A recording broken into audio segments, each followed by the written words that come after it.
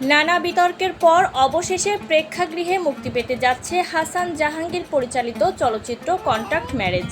হাইকোর্টের নির্দেশে সিনেমাটির সেন্সর বাতিলের সিদ্ধান্ত স্থগিত হওয়ায় এর মুক্তিতে আর কোনো আইনি বাধা নেই বলে জানিয়েছেন সংশ্লিষ্ট আইনজীবীরা। বৃহস্পতিবার 21শে মে বিচারপতি হাবিবুল গনির নেতৃত্বাধীন হাইকোর্ট বেঞ্চে আদেশ দেন। পরে বিষয়টি নিশ্চিত করেন নির্মাতা হাসান জাহাঙ্গীর। ছবিটির কেন্দ্রীয় চরিত্রে অভিনয় করেছেন জনপ্রিয় চিত্রনায়িকা মৌসুমী ও নির্মাতা হাসান জাহাঙ্গীর নিজে।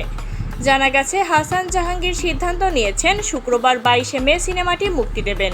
তিনি জানান, ইতিমধ্যেই প্রায় 50টি হলে সিনেমাটি বুকিং দেওয়া হয়েছে এবং বিলম্ব না করে শুক্রবার থেকেই সিনেমাটি মুক্তি দেওয়া হচ্ছে। হাসান জাহাঙ্গীরের ভাষ্যে, প্রচারণায় বড় অঙ্কের ব্যয় হয়েছে এবং দেরির কারণে আর্থিক ক্ষতিও হয়েছে। উল্লেখ্য, বাংলাদেশ চলচ্চিত্র সার্টিফিকেশন বোর্ড 13ই মে সিনেমাটির প্রদর্শনী সাময়িকভাবে স্থগিত করেছিল। পরে তথ্য ও সম্প্রচার মন্ত্রণালয়ের সিদ্ধান্তের বিরুদ্ধে নির্মাতা আদালতের দ্বারস্থ হন। এর আগে কন্ট্রাক্ট ম্যারেজে অভিনয় করা অভিনেত্রী জেবা জান্নাতের অভিযোগের ভিত্তিতে সেন্সর বোর্ড প্রদর্শন বন্ধের সিদ্ধান্ত নেয়। পরে অবশ্য আদালতে হস্তক্ষেপে সিনেমাটি মুক্তির পথ খুলে গেল।